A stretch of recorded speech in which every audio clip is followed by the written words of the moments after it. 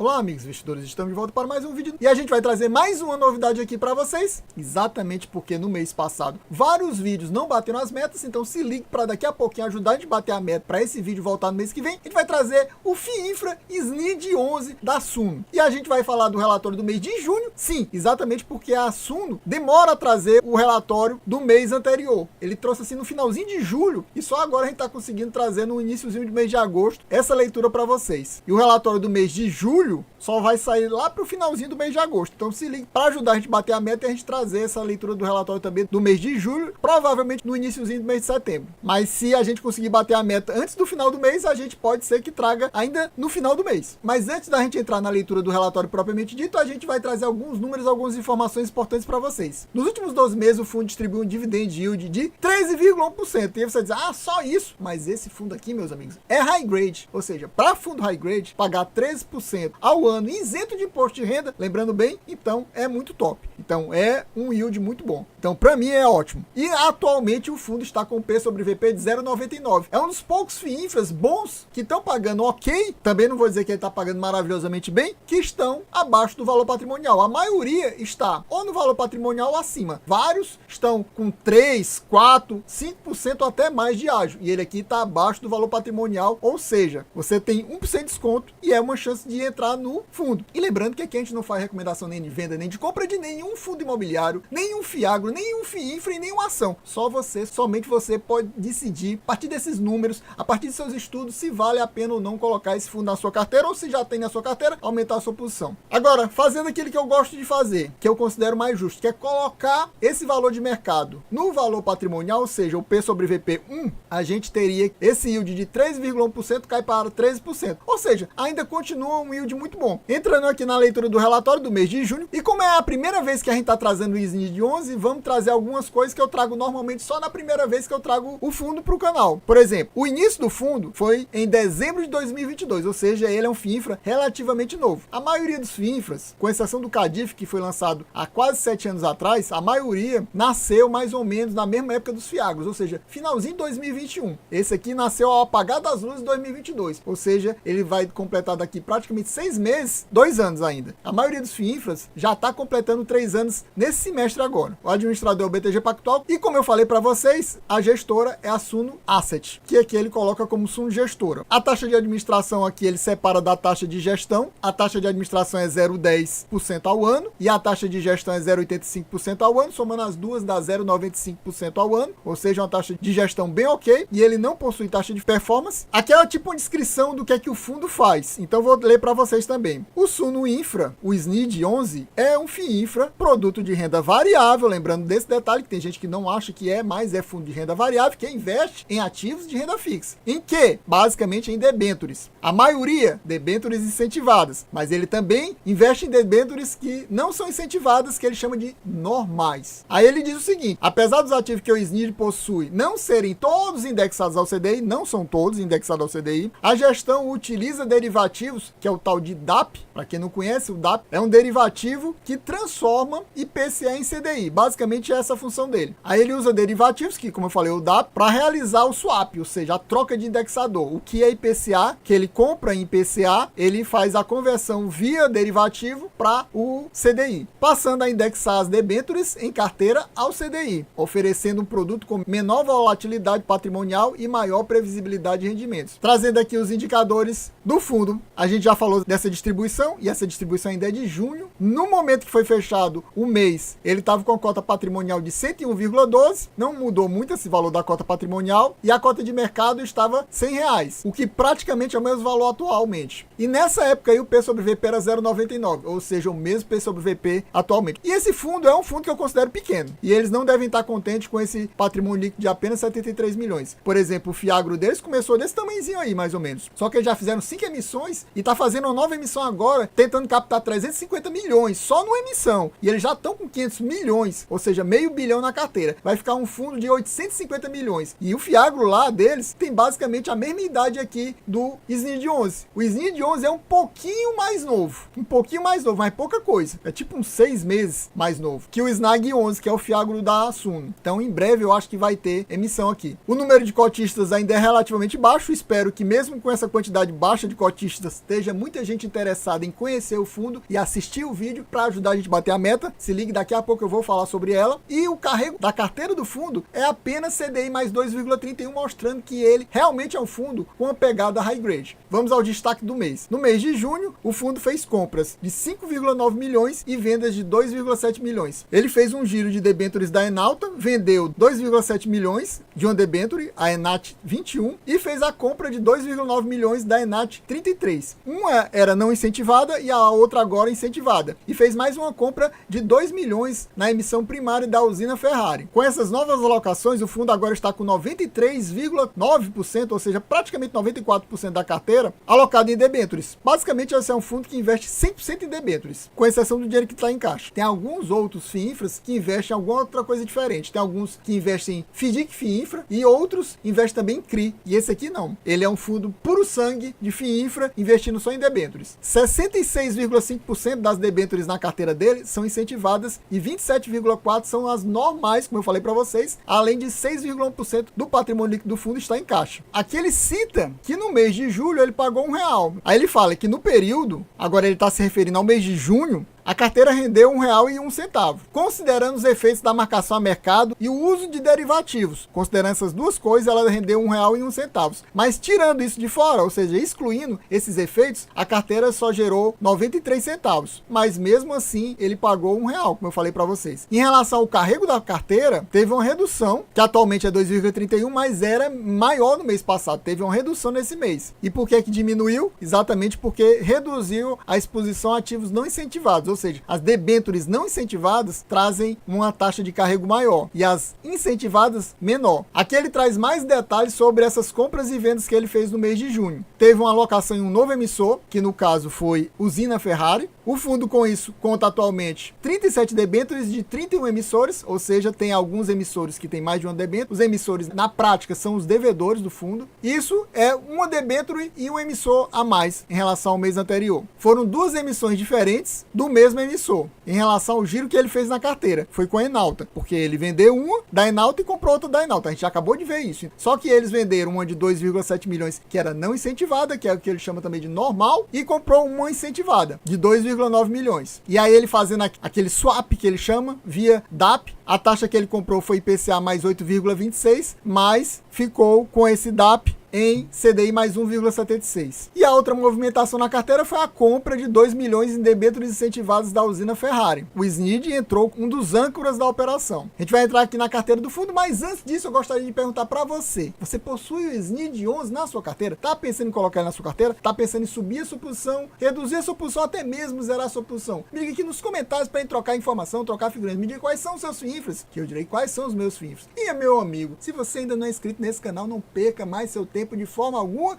inscreva agora mesmo. Se você quer ficar bem informado, seja sobre FIINFRA, FIAGRO, fundo imobiliário, até mesmo ação, se inscreva agora, deixa aquele likezão, comente aqui para ajudar a gente a bater a meta de 500 views. 500 views, sim, 500 views. Se batemos essa meta, provavelmente no finalzinho do mês de agosto ou iniciozinho do mês de setembro, estaremos trazendo mais uma leitura do relatório do mês de julho, aqui do SNID 11 para você. E também não esqueça de ativar o sininho, que é muito importante para você assistir o vídeo assim que sair. Não esqueça disso. Começar aqui a leitura do portfólio do fundo. Então a gente vê aqui o nome do emissor aqui, a gente vê até a diferença se a debênture é incentivada ou não. Normalmente nem o FIINFRA traz isso, eles trazem. A queridinha coluna dos ratings, você vê que ele tem, a maioria das debêntures tem rate, isso é muito bom pra gente. Aqui ele mostra uma coluna de spread, sem comentar o indexador, mas como a gente viu, o fundo foca no CDI. Então isso aqui é o spread em relação ao CDI. Deveria ter colocado, para ficar mais claro, a coluna assim, indexador, aí tudo CDI, mas ele não coloca. Mas esse spread aqui com certeza é em relação ao CDI. Aqui você vê o valor investido, como ele é um fundo pequeno, nenhum valor é grande demais, e o maior devedor, a princípio, é essa debênture da TESC, mas tem um emissor que deve mais do que 7,1, um só. Ele provavelmente tem duas debêntures, somado as duas ultrapassa a barreira dos 10. Como eu sempre falo para vocês, o ideal é que seja até uns 5%, um mesmo devedor na carteira do fundo, o ideal. Mas eu acho que 6, 7, até uns 8% é aceitável, acima de 8 não. Aqui, se eu não me engano, tem um acima de 8. Só. O resto é tudo baixinho, bem tranquilo. Então, ele é bem diversificado, mesmo sendo fundo pequeno. E você vê que a maioria é taxa bem ok. Essa aqui é uma taxa middle risk. Essa também é uma taxa middle risk, mas bem no iniciozinho. Se for ser muito rigoroso, essas duas taxas também seriam middle risk, e essa aqui também, mas são muito próximo do high grade, e o resto aí é high grade. Não tem o que pensar, não. É um fundo realmente com pegada bem high grade. Para você ver como o fundo é diversificado, a lista de ativos é bem grande, tanto que não coube nem 2 páginas. A gente vai ter uma terceira página. Eu vou marcar aqui São Manuel, que seria o limite dessa segunda página aqui. Aqui temos os devedores nessa coluna, como a gente já tinha visto antes. Aqui a coluna dos rates, ou seja, todos os ativos aqui têm rate, com exceção desse aqui, que é da Equipave Saneamento, que está com a taxa middle risk, mas que só deve 1,5 milhão, 2,1% do patrimônio líquido do fundo. Ou seja, é um valor investido baixo. E não é uma taxa high yield. Isso aqui é middle risk. Taxa alta, temos aqui o grupo GPA, né, o Pão de Açúcar, uma taxa CDI mais 6, isso aqui já é high yield. Temos mais uma taxa aqui middle risk, outra taxa middle risk, uma taxa no início do middle risk, outra também no início do middle risk, mais uma middle risk, e o resto aí é tudo high grade. Aqui temos a coluna das dívidas com o fundo. Por exemplo, essa São Manuel deve apenas 587 mil, meio milhão apenas. Os percentuais das dívidas bem baixas, ó, essa São Manuel é menos de 1% do fundo já. E chegamos à última página, tá aqui os últimos devedores, os últimos rates, tudo tem rate aqui nessa última página, a gente só viu um devedor apenas sem rate. Aqui temos as taxas, os spread acima do CDI, essas duas mais essas são middle risk, mas middle risk bem baixo, quase high grade, e as outras três high grade zona, viu? CDI mais 1,6, CDI mais 1,6, CDI mais 1. Aqui temos valores investidos bem baixos, variando entre 542 mil a 261 mil, e patrimônios líquidos investidos nesses últimos ativos, nessas últimas debêntures, bem baixo também, ó, de 0,7 a 0,4. E em caixa, o fundo possui ainda cerca de 4 milhões e meio, 6,1% do patrimônio líquido, e o spread geral da carteira, aquela que ele tinha mostrado no começo, CDI mais 2,31, totalizando aqui o patrimônio líquido total do fundo cerca de 73 milhões, mostrando que o fundo também não possui nenhuma alavancagem no momento. Aqui a exposição do fundo por controlador, como eu falei para vocês, apenas um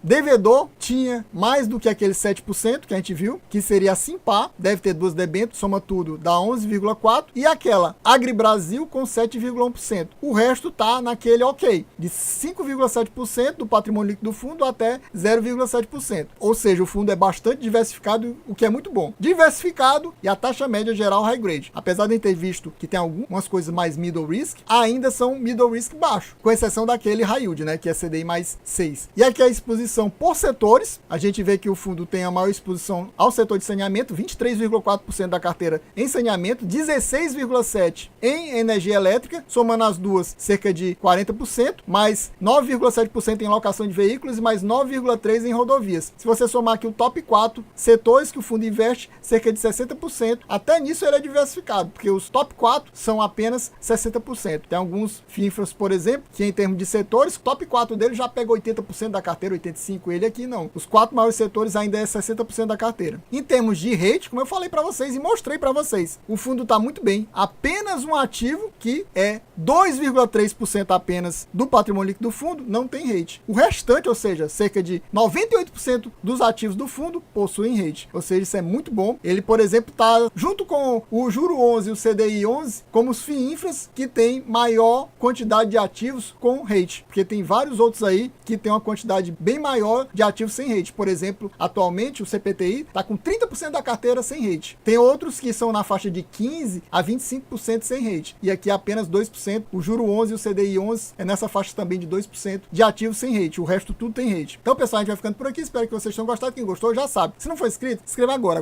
mesmo. Já deixa aquele likezão. Já comenta aqui para ajudar a gente a bater a meta de 500 views. Sim, 500 views. Se batermos essa meta, provavelmente no finalzinho desse mês de agosto ou iniciozinho do mês de setembro, estaremos trazendo mais uma leitura do relatório do mês de julho aqui do SNID 11 para vocês. É isso aí, valeu, até a próxima e fui!